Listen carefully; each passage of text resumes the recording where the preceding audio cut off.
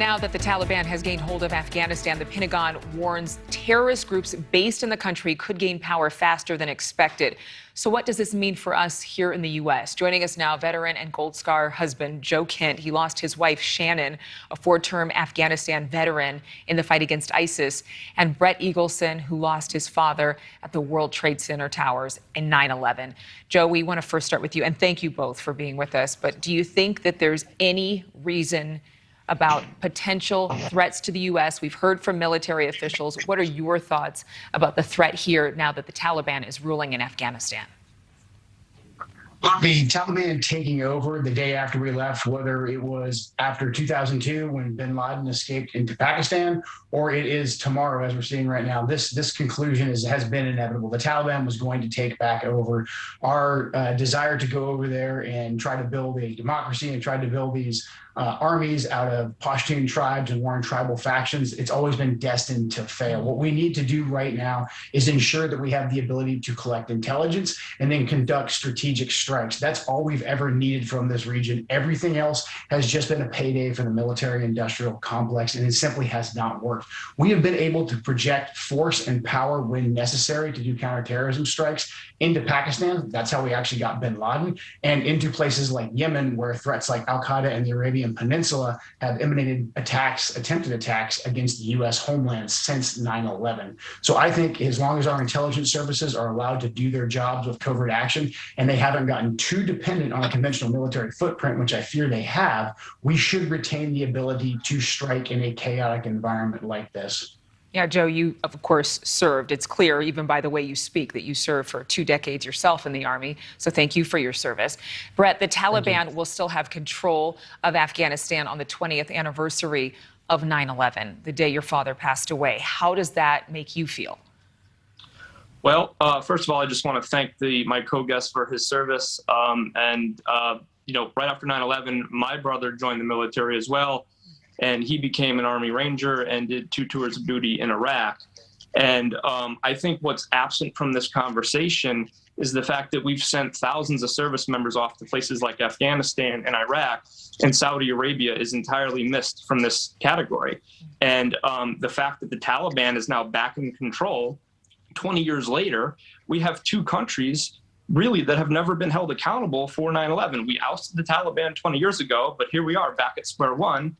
And the Saudi government involvement still continues to be protected and under state secrets by the United States government.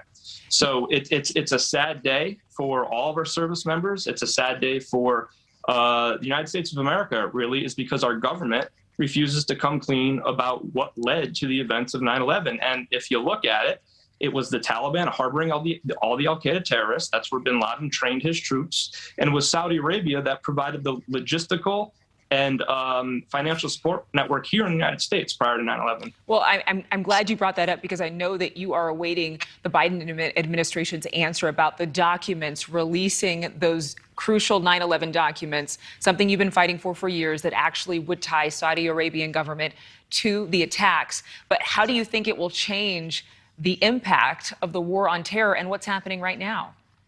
Because it holds people accountable. It holds sovereign nations accountable. The Saudis can no longer get away with turning a blind eye to the bad elements within their government. Same thing with the Taliban. If it's found that the Taliban is sponsoring and supporting radical jihadism, then the United States should have recourse against them. And our government needs to be open and honest about who funds and sources this radical jihadism. Joe, I have to turn it over to you. We only have a couple of minutes, but I want to talk to you about the fact that while we're seeing these dire images on screen and we're seeing the collapse of a whole nation, there are a lot of families celebrating right now. Their soldier family members are coming back home. What would you have to say to all those families who are actually thankful that they get to see their loved one again?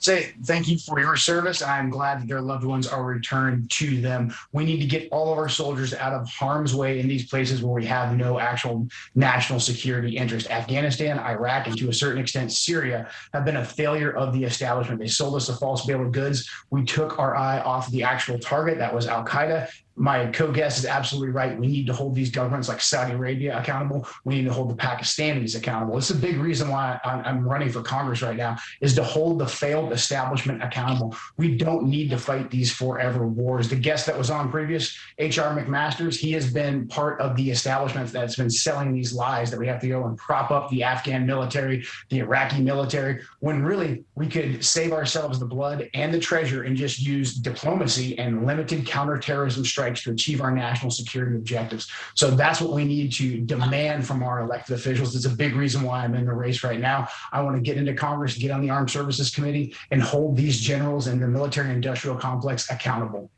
All right, I'm going to probably just guess that your answer to this question would be yes, into wishing we had withdrawn earlier. Joe, I only have time for you to answer with a one-word response. Yes. 100%. And Brett, same with you?